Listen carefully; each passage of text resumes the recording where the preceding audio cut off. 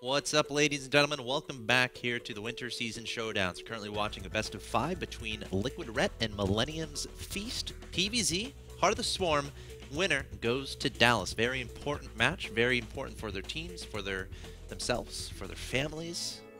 You get a nice little paycheck if you go to Dallas. 75,000 bucks. Yes. That's a lot up that's for grabs. That's a prize pool. It's a prize pool. You're not guaranteed that. No, you're not. you gotta be really good. These players are really good though. Yep. Of course, it's a great match. You know, so far. Actually, let's just get in the game. Let's get in the game. Well, before I really want to get in the game too, but quick little plug here. Of course, Full Sail University. I want to give some attention to them. If you're looking to join, or if you're looking at universities, maybe you're in high school, maybe you're in college, maybe you're looking for the next step in your life. Encourage you to check out fullsail.edu/MLG. Amazing opportunities there regarding gaming. So if you're really into gaming.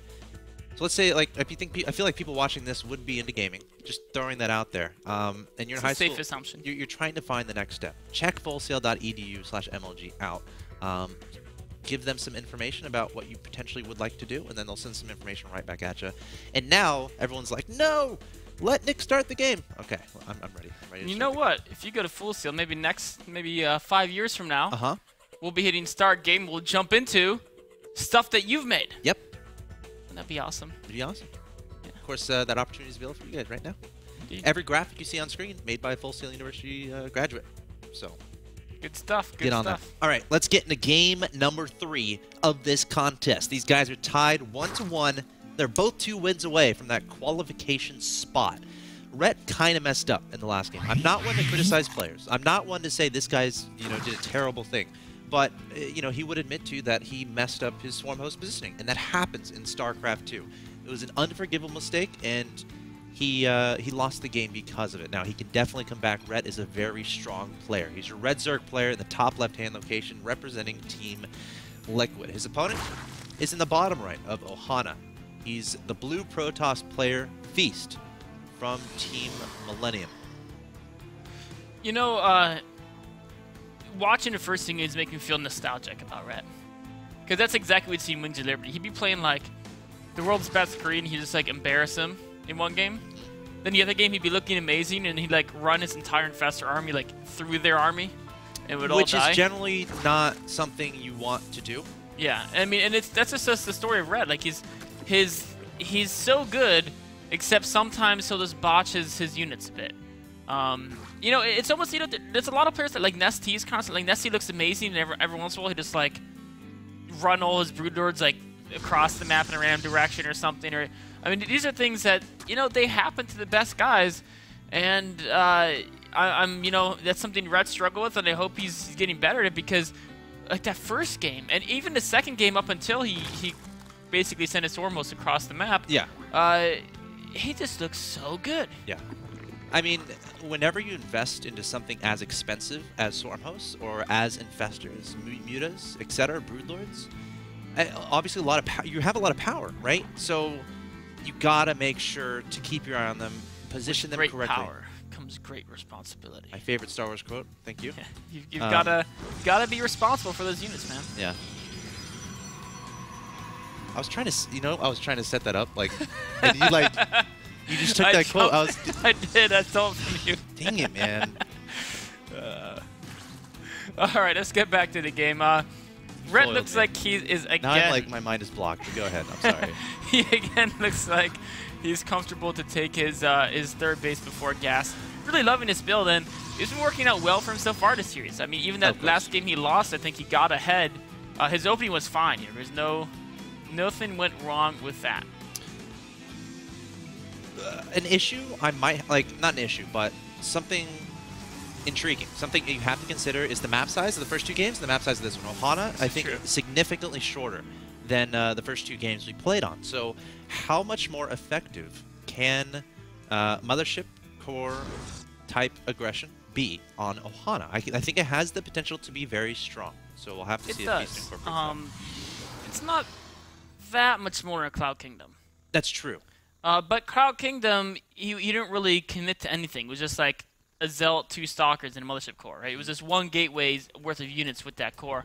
So, it'd be interesting to see how Ret defends against a more committed attack maybe like a 4-gate or something like we saw on Daybreak, but on a smaller map like Ohana. Definitely keep an eye on that. The Cybernetics core is about to finish. He's accumulated 230 gas. Yeah, there's no... he hasn't started +1. Yeah, so he's definitely going tech. Is he going to do that? I want to see... There's another sneaky pylon, Mr. Axlav. I want to see the 2-baits Immortal in, because it's something that I've heard a lot of Zergs complaining about in Heart of the Swarm, but he's just not doing it. You know, I think a lot of Protoss haven't had the same luck partying as have with that build. You know, it's really it's a partying specialty, and if you're not partying, you might not have quite enough soul to get that build make it work. But the Stargate, you know, I liked the opening last game. I actually liked everything Feast did last game. He played that really well. He did. I mean, yeah, I feel that it was hard to see what his full game plan was, because like they're both playing well, and then Rhett just kind of botched his Swarm host, so Feast got to win that way. But I think Feast, I was really excited to see how he played out in you know, as the game progressed, basically, is what I'm trying to say. Now, another difference between Ohana and Cloud Kingdom is accessibility to that third base for the Zerg player. Keep in mind there's rocks separating these two bases. Creep hasn't even begun to spread to even connect them. So let's see how much damage Feast can do here with this attack. There's no queen being produced in that third hatchery. There's no queen being transferred over, and this queen's already damaged.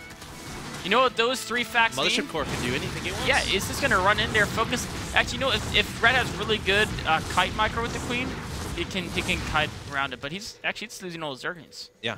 Now is Feast done? Feast is having to feast on some Zergling blood right now, but he's not done. He's still hungry, coming in for dessert and moving in on these drones. Yeah, 1 drone kill there. We'll have to see how much Feast can get done. Now, some people may be like, Feast, you're overextending. What if your units get trapped? I don't think he's going to... is he going to recall? Yeah. Yeah, he is. Okay. I wasn't sure if he would, because he could have just ran Mothership Core to the right and let the Stalkers die. Why would you let the Stalkers die? Well, I don't know. Maybe you just want the energy for... I don't know. Yeah, I guess you would let the Stalkers die if you're planning a 2-base all-in follow-up, because then you'd want all the time warps. But as it is, you know, I like the way he got so many kills, only lost a single Stalker there. Here come the Phoenixes. Ooh. Spore Crawler already being made there at the third base. There's two queens there as well. I don't expect Feast to be able to get as much damage done as he did in the last game with those Phoenixes, but remember, he did get that damage done in the beginning of this game with the Stalker aggression.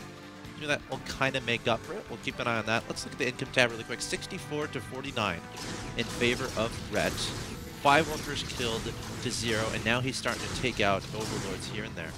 And Rhett leaving some Speedlings over here in the third base of Feast to potentially deny that from happening, or go for a counterattack a little bit later. So far, it looks kind of... Rhett's plans look similar to what they did last game, except, actually, I take that back. Oh, Phoenix is getting a couple nice drone kills here. So one key difference between how this game looks and how last game looks, wow. Double Evo from Rhett. He's getting the Armor to Carapace upgrade. And that means he's less likely to go Swarm Host, because when you're going Swarm Host, you honestly don't care about the Carapace very much. Yeah.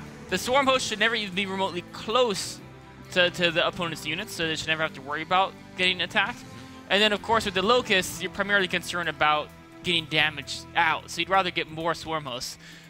He is getting an Infestation Pit, so maybe he will do the same thing. We'll have to wait and see. He's going to have those Hydra just push the Phoenixes back. His Zerglians are keeping track of any potential third base from Feast. Feast is going straight for those Colossi, though, and I mean, against Hydralisk or Infestors, those will be just absolutely great. All right, the Phoenix is going to back away there. Getting a lot of damage done, honestly. 14 workers killed so far, taking down plenty of Overlords around the map, too. And now he's going to try to set up to take that third, and we'll have to see if Rhett will do anything to deal with this. There we go. There's the magical upgrade. He's going for it again. And you know what? I feel like this is one of those things where it's like you know, he kind of struck out with them in that last game. This game he's like, you know what? That wasn't. I want to show people I do win with this. These are good units. Yep. I don't want to just like say, oh, this didn't work. And I'm very confident we'll see a different usage of the Swarm Host this game. All right, we'll keep an eye on this. Yeah, because if we're talking about last game, we didn't really see the potential of the Swarm Host. No, we didn't. He's getting Hydra to speed as well, so he's really gonna He's spending a lot of money on this Hydralisk tech, getting to Spire. Perhaps we'll see Corruptors being used to snipe Observers and or maybe even go after the Colossi. 5 Swarmhosts in production. Enduring Locust is almost done. Feast is just tightening up a 3-base defense, but no, he's going to move out a little bit. Here. And he's got a recall with him. I love this type of play here.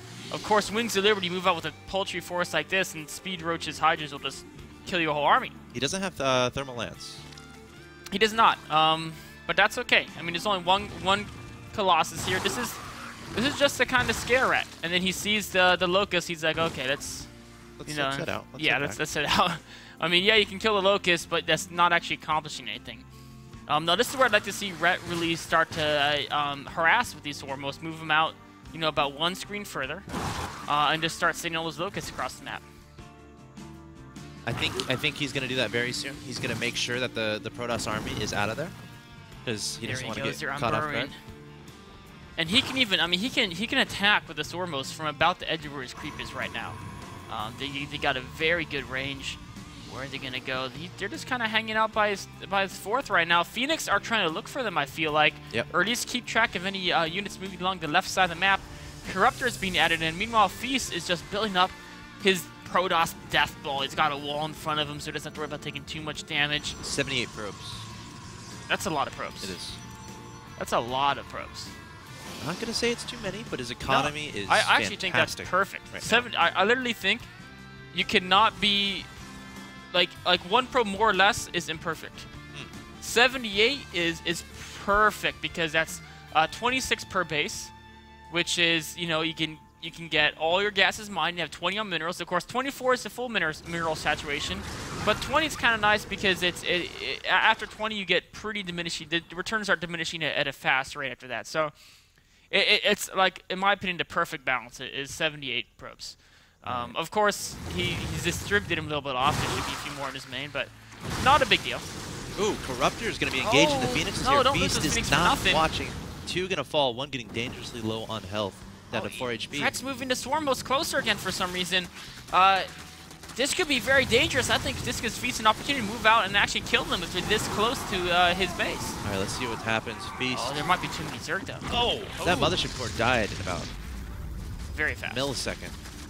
Yes, now Ret is going to be attacking into the 3rd base. And how does Feast? He's got to decide when to go. How many? He's waiting for storm energy. He's got to get. There he goes. Now he's going to go. He can't sit back. You're just going to keep taking damage if you sit back. Each you're going to keep losing unit after unit to this right after you kill the wave, you have to go. Yep. Kind of a thing. Yep. I mean, even before you kill the waves start going. He's trying to get some storms off on the Corruptors. He's got to focus those Corruptors down. If he loses the Colossi, the Swarm hosts should be unburrowing and retreating right now, but they're not. High Templar overextending a little bit, going to be taken out. A final storm going down, and all of the Colossus are gone. He doesn't even need to retreat the Swarm host, actually. He was just straight up winning that. Yeah, too many Corruptors, too many Swarm hosts here from Ret, and Feast having so much trouble coming up with an answer. 66 links in production here from Ret. Locust still being sent down to this 3rd base, and Feast is going to have such a tough time holding these waves for much longer, and he's actually going to throw down the GG Ret with a convincing Game 3 with using those Swarm hosts after a little bit of questionable tactics in Game 2. Yeah, it's so many Swarm hosts there, and just the Locust waves. I mean, we were talking about, early on harassing each wave, picking out one or two Protoss units each wave. He was killing like 5-6 units with each of those waves, and as soon as the Colossi died, I mean, the Locusts are... You know what's interesting is how much damage they do. Do you know Locust does significantly more DPS than Roach? Yes. It's neat. They do a lot of damage. They attack as fast as a Hydralisk. So, cool. What could Feast have done differently there to... I feel what he probably had to do is... The disadvantage of Locust is that they move really slow, right? Right. So what you got to do is you got to work around it. Like, if you try to engage him, that's a losing battle because they're free units. So perhaps, he keeps an eye on Ret's army.